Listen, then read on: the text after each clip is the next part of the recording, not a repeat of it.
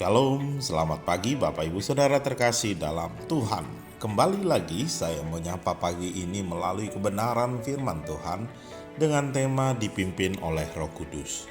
Galatia 5 ayat 25 berbunyi demikian. Jikalau kita hidup oleh roh, baiklah hidup kita juga dipimpin oleh roh. Bapak Ibu Saudara, banyak orang Kristen berpikir menjadi pengikut Yesus cukup hanya percaya Yesus, beribadah dalam persekutuan dan lainnya, ikut pelayanan dan lain sebagainya. Hal yang penting juga harus kita lakukan adalah hidup dipimpin Roh Kudus. Mengapa demikian? Ya, karena bila kita tidak dipimpin oleh Roh Kudus, maka yang memimpin hidup ini adalah kekuatan sendiri.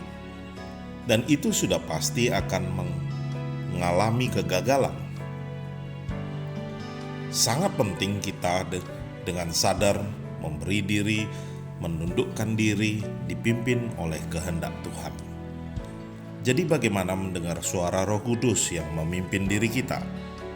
Saya yakin permasalahannya bukan bagaimana kita mendengar, karena sebenarnya kita mendengar suara Roh Kudus itu sendiri. Hanya saja kedagingan kita jauh lebih kuat daripada mendengar suara tersebut. Yohanes 14 ayat 26 berkata, tetapi penghibur yaitu Roh Kudus yang akan diutus oleh Bapa dalam namaku, dialah yang akan mengajarkan segala sesuatu kepadamu dan akan mengingatkan kamu akan semua yang telah kukatakan kepadamu. Hidup dalam pimpinan Roh Kudus berarti kita bersedia dikoreksi, ditegur, dan diarahkan apabila langkah kita mulai menyimpang dari firman Tuhan. Roh Kudus juga penasehat ajaib yang dengan suara lembut akan berbicara kepada kita dan memberi kita jalan keluar terbaik untuk setiap masalah yang kita hadapi. Pertanyaannya adalah, mana yang lebih kuat berpengaruh dalam hidup saudara dalam hal apa saja?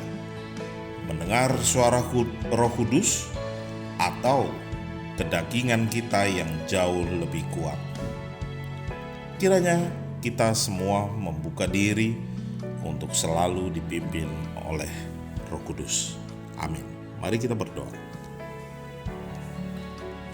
Tuhan Allah Bapa kami yang bertata di kerajaan surga, segala puji syukur kami naikkan bagimu. Kami mengucap syukur atas penyertaan Tuhan dalam hidup kami, pemeliharaanmu nyata dalam hidup kami, dan kebenaran firman Tuhan pada hari ini boleh terus mengingatkan kami.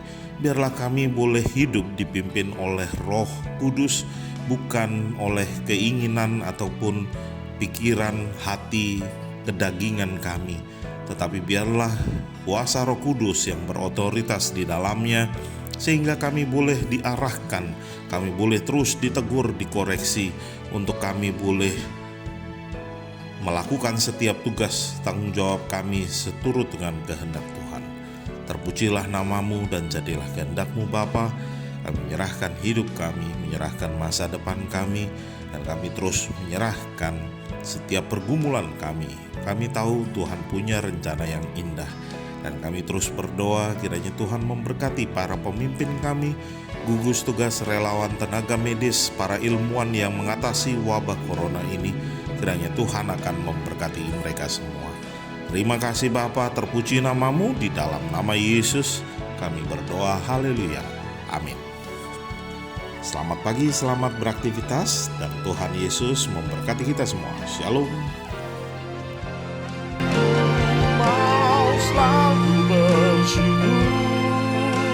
Selalu bersyukur, Kau Tuhan yang setia, yang selalu menolong. Mau selalu bersyukur,